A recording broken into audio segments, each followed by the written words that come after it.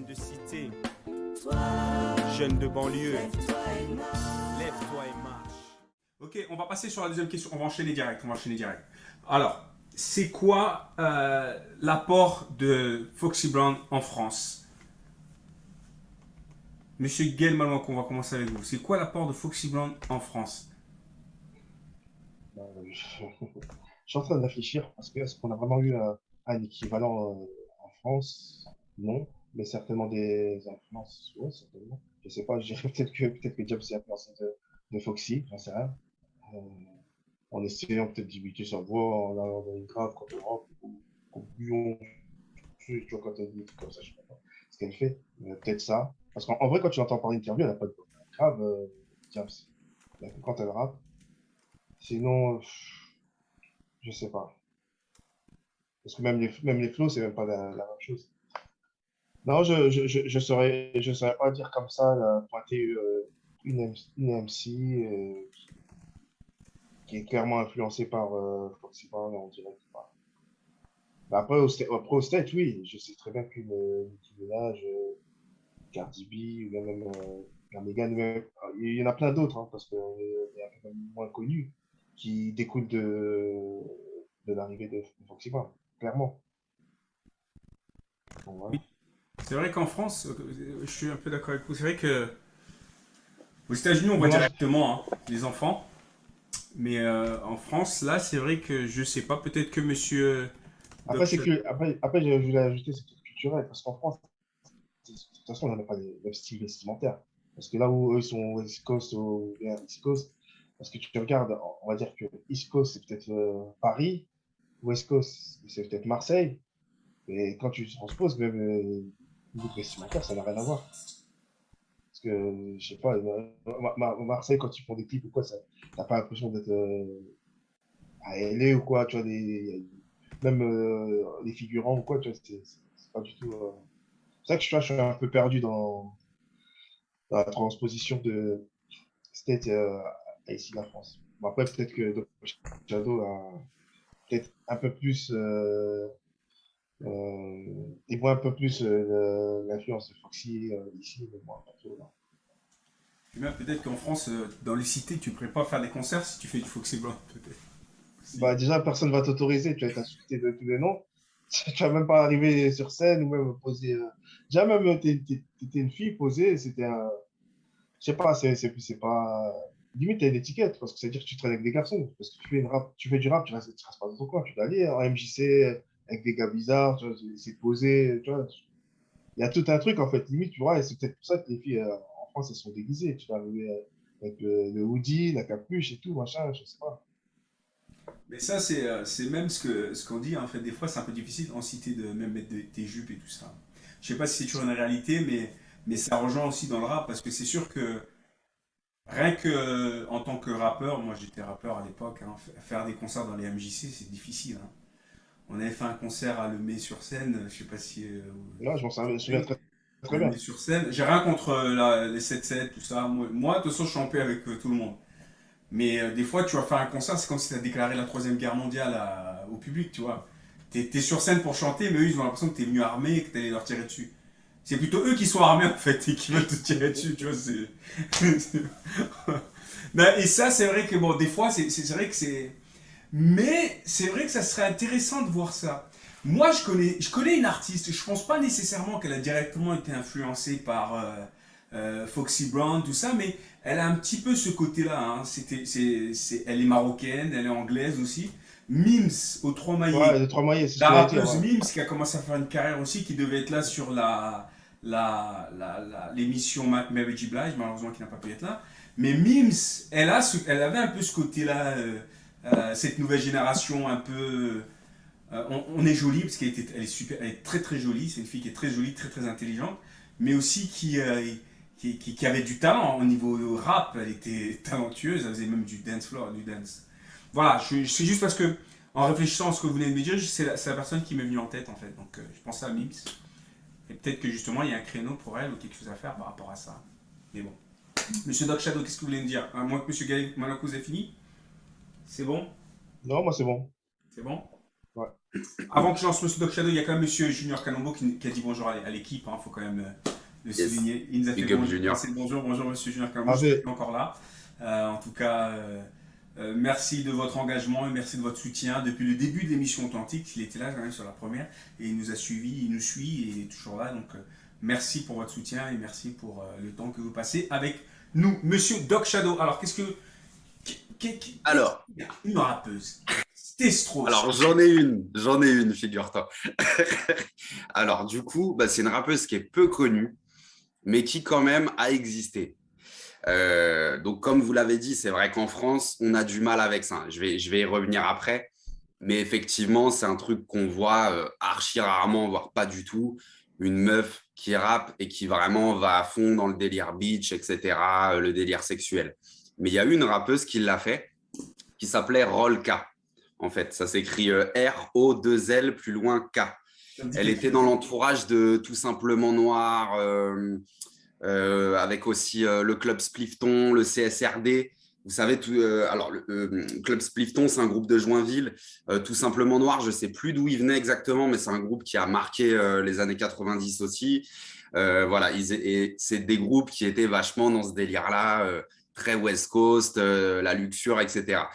Et il se trouve donc qu'il y avait quelques filles avec elle.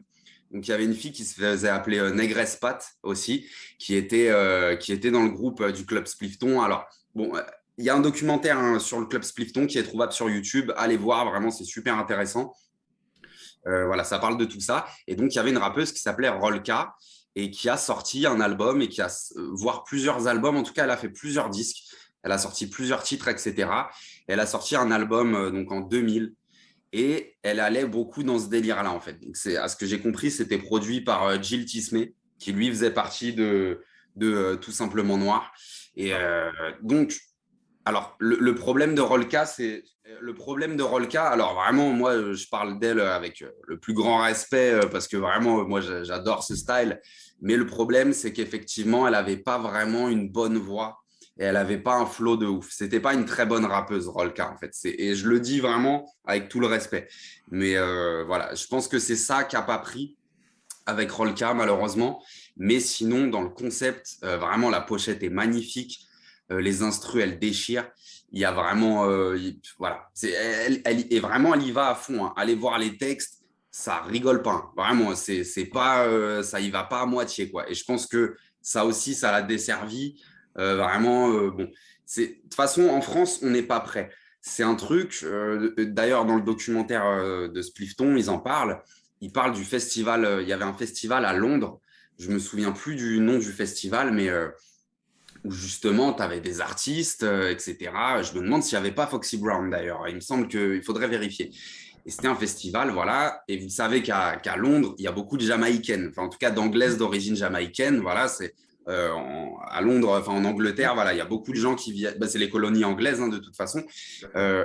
Et donc, là-bas, en tout cas, les Jamaïcaines, elles ont un rapport, comment dire, pas forcément au sexe, mais on va dire à l'attitude sexuelle qui est différent des Français, en tout cas, et les Anglais aussi. C'est-à-dire que, pour donner un exemple, dans une soirée en mode, je sais pas moi, dancehall, etc., une Jamaïcaine, elle va venir danser avec toi, elle va, mais chaud de chez chaud, quoi. Je veux dire, si elle danse comme ça avec un Français, le Français, il va penser, bah, elle me kiffe. Tu vois, elle danse comme ça avec moi, bah, c'est bon, je la ramène chez moi ce soir. Alors qu'en fait, elle, pas du tout. C'est-à-dire, elle danse avec toi, mais elle danse archi chaud, comme si tu étais son mec depuis une dizaine d'années. Sauf que quand la musique, elle est finie, c'est bye bye, en fait. C'est vas-y, c'était cool, je passe à autre chose. Et ça, nous, les Français, on n'a pas ça voilà, on pense différemment. Voilà, vous parliez tout à l'heure du fait des tenues vestimentaires des filles. Alors après, faut pas non plus que ça parte trop à l'extrême, hein, parce que c'est vrai qu'aujourd'hui, justement, on peut voir certaines tenues. Bon, alors ça peut paraître vieux jeu de penser comme ça, mais c'est que mon avis. Mais c'est vrai que moi, perso, je vois certaines jeunes filles, comment elles s'habillent. Bon, des fois, je trouve qu'on est passé un peu à l'extrême maintenant. Mais bon, c'est vrai que ce serait bien de trouver un juste milieu. Mais c'est vrai qu'en France, et notamment il y a quelques années, il n'y a pas si longtemps, même il y a une dizaine d'années, je sais que dans certains quartiers, tu as des filles, elles mettaient encore elles attachaient leur sweat autour de la taille, tu vois. Mais ça, on le voit encore. Hein. même en jean, elles veulent pas qu'on voit leurs fesses, quoi. Elles mettent un truc autour de la taille. Enfin, c'est vrai qu'en France, on a un problème avec ça, que ce soit du côté des mecs, mais aussi du côté des filles. Tu vois, on n'arrive pas à trouver ce juste milieu par rapport à tout ça. Donc, excuse-moi, j'ai perdu le fil. Ouais, non, c'est bon. Bah voilà, l'album de Rolka, voilà, allez écouter, malgré le fait que effectivement, c'est pas une rappeuse de ouf, mais si on veut une rappeuse dans ce délire-là, elle l'a fait. Il y a aussi la rappeuse Destinée, Ouais. qui, elle, est plus ancienne que Rolka. Ouais. Destinée, elle a commencé dans les années 80. Donc, beaucoup de gens la connaissent pour son morceau avec Mystique sur la compilation de Ma Cité va craquer, le morceau Trop dur, qui a eu un énorme succès. En fait, dans les années 90, elle était très connue pour être une chanteuse R&B avec des textes très love et tout ça. Mais il faut savoir qu'au début, mais vraiment à ses tout débuts, elle faisait des textes très chauds. Il y a un freestyle qui est trouvable sur YouTube. Et d'ailleurs, j'ai sorti un medley où on peut retrouver ce passage-là. D'ailleurs, un medley spécial destiné où on retrouve ce passage-là. Et c'était vraiment, c'était rarissime. Je crois que c'était la seule à faire ce genre de texte en 1988-89. Enfin, il faut se replacer le contexte. C'était assez dingue. D'ailleurs, je crois qu'elle n'est pas très à l'aise avec tout ça et on peut la comprendre, hein, mais franchement, respect, elle n'a pas à rougir parce que elle, pour le coup, elle rappelle vraiment très bien Destinée. Je lui passe un gros big up, hein, vraiment Destinée, c'est une des plus gros talents qu'on a dans le hip-hop. Voilà, donc je vais essayer de ne pas faire trop long. Il y a aussi, forcément, je parle un peu du feat avec NTM qui a beaucoup marqué les gens aussi. Moi, je sais que c'est une instru qui m'a beaucoup marqué, donc il faut savoir que c'est un son qu'on retrouve sur le deuxième album de Nas, sans NTM. Et sur le troisième album d'NTM, Paris sous les bombes, on retrouve ce morceau. Donc ça, c'est quand même un morceau qui a beaucoup marqué. Et on retrouve Foxy Brown sur ce morceau, du coup. Et elle rappe divinement bien. Elle fait un couplet de fou malade. Et voilà. Et je clôturerai en disant que malheureusement, et ça rejoint un peu ce que je disais tout à l'heure, ce qu'on disait par rapport à l'esclavage et tout ça, il y a beaucoup de rappeuses aujourd'hui en France, je peux le constater beaucoup aujourd'hui, beaucoup plus qu'avant d'ailleurs, qui se placent un peu en victime. On voit énormément de concerts spécial rappeuses. Et moi, je trouve que c'est un truc super triste en fait. Alors après, moi, je comprends les gens qui font ça, je comprends la démarche, etc. Il n'y a pas de souci, voilà. J'ai même des amis d'ailleurs qui participent à ce genre de concert. Donc moi, j'ai aucun souci. Mais je trouve ça super triste, quoi. On en parle souvent dans les émissions. Voilà, c'est un peu le truc du quota, moi, qui me dérange. Et de toute façon, si on regarde l'histoire du rap, si on s'intéresse vraiment au rap, que ce soit aux États-Unis ou en France, les rappeuses talentueuses, elles ont toujours eu leur place. Dès les années 80, il y en a toujours eu. Donc, quand j'entends des rappeuses aujourd'hui, et même des rappeurs, parce qu'il y a même des mecs qui disent ça, qui disent que les filles n'ont pas leur place dans le hip-hop, c'est-à-dire qu'elles n'ont, comme si le rap était hostile aux filles. Alors, je peux comprendre que dans certains endroits, que tu parlais des MJC tout à l'heure, je peux comprendre qu'une rappeuse puisse ne pas être à l'aise. Voilà, il n'y a que des mecs dans la salle, ça s'agite, etc. Je peux comprendre, il n'y a pas de souci. Mais à partir du moment où tu as du talent, t'as ta place, en fait. Je pensais à la rappeuse Kazé, tu vois, Ouais. qui disait dans une interview, moi, j'ouvre les guillemets, hein, elle disait, moi, j'ai pas à me sentir solidaire d'une rappeuse ou d'un rappeur antillais parce que je suis antillaise et parce que je suis une meuf, quoi. Elle a dit, moi, si tu rappes mal et t'as pas ta place. Alors que si tu rappes bien, c'est bon, quoi, t'es validé. Et de toute façon, enfin, j'en avais déjà parlé dans l'émission sur Eminem, mais la meilleure façon de se faire respecter, c'est de faire les choses. Hein. C'est pas en créant des événements où on va se retrouver qu'entre nous, tu vois, comme si moi je faisais un truc avec que des rappeurs, je sais pas, d'origine italienne ou des rappeurs, enfin je sais pas, que des rappeurs blancs, enfin je sais pas. Ce serait absurde et ce serait super triste, tu vois. Donc moi j'espère qu'on va passer ce cap-là. Tu vois, parce que c'est vrai qu'il y a beaucoup de rappeuses qui ont ce complexe-là. Moi, il y a une rappeuse un jour qui m'a dit les mecs, on vous a assez vu. Et moi, cette phrase, franchement, elle m'a marqué, quoi. Parce que déjà, c'est de l'ingratitude, je trouve, parce qu'on ne va pas se mentir. Voilà, ceux qui ont cassé les barrières. Alors, il y avait des meufs aussi, mais là, les pionniers vraiment du rap en France et même aux États-Unis, c'était des garçons. Donc, c'est une certaine ingratitude de dire on vous a assez vu déjà. Et puis, vraiment, ce n'est pas la solution, quoi. L'important, Si voilà, s'il y a des rappeuses qui nous regardent, l'important c'est d'assurer et on va te respecter. Il y a personne et bien sûr on croise des imbéciles partout, mais ça c'est partout. Faut pas faire une généralité sur le milieu rap, le milieu hip-hop. Faut pas stigmatiser les garçons aussi parce qu'on entend beaucoup de choses sur les garçons dans le rap et c'est une énorme erreur. D'ailleurs, beaucoup de rappeuses disent aussi, et heureusement, il y a des rappeuses qui s'expriment par rapport à ça, qui disent les mecs sont hyper bienveillants dans le rap. On le sait, hein, enfin voilà, pour des gars comme nous, généralement, quand on a une fille dans l'équipe, c'est la chouchoute. On le sait très bien. Tout le monde est là à la chouchouter. Voilà, on est aux petits soins. Voilà. Et ça, les filles, quand elles le vivent, elles le savent très bien. Je pense que les filles qui stigmatisent les garçons, c'est justement des filles qui connaissent pas trop les garçons. Je pense justement qui vont pas trop vers les hommes, malheureusement. Après, on peut refaire l'historique. On peut pas vraiment leur en vouloir parce que je pense qu'aussi elles ont vécu des mauvaises expériences. Donc, en définitive, et puis voilà, moi, j'ai rien contre personne. Hein. Mais voilà, il faut pas se mettre de côté. Il faut pas se stigmatiser soi-même. Et ça rejoint Foxy Brown, du coup, bah, il ne faut pas hésiter. Voilà. Si ton délire et que tu es une fille et que tu as envie de rentrer dans le rap beach, comme je disais, voilà, et de jouer là-dessus, mais fais-le. Franchement, fais-le. Et surtout, il faut avoir du talent. Parce que, voilà, je n'ai pas envie de parler mal, hein, mais il y a des rappeuses comme Shai qui est énormément mise en avant. Moi, perso, je lui trouve aucun talent, mais voilà, il n'y a rien de personnel. Voilà, tant mieux pour elle si ça marche, hein, je lui souhaite tout le bonheur. Mais personnellement, pour moi, le plus important, c'est le talent. J'aimerais qu'il y ait une meuf qui soit dans le délire de Shai et qui assure. Voilà. Mais encore une fois, j'ai rien contre elle. Voilà pour ta question. Voilà, mais donc on vous a donné beaucoup d'informations. Là, on a parlé d'Estina, on a parlé de Rolka, on a parlé de Forme Bébé. J'aime trop sa voix sur cette chanson à Foxy. Ouais, magnifique. C'est tellement joli ce qu'elle fait. C'est comme de l'eau qui coule dans les oreilles. Je trouve ça juste magnifique ce qu'elle fait. Et puis vous avez parlé aussi quand même de la place des femmes dans le rap en France et qu'il faut pas stigmatiser. En fait, ce que je voulais rajouter par rapport à ça, c'est que des fois en fait des gens pensent que c'est parce qu'il y a des filles, mais comme je l'ai dit, moi dans mon expérience de rappeur, c'est pas nécessairement filles ou garçons. C'est ça en fait le truc, c'est que il y a des publics qui sont plus difficiles que d'autres en fait. Et des fois, c'est et je vais donner un autre exemple. Hein. J'ai même des gens qui achètent des billets pour aller voir Booba, et ils achètent des billets pour aller voir Booba pour le huer.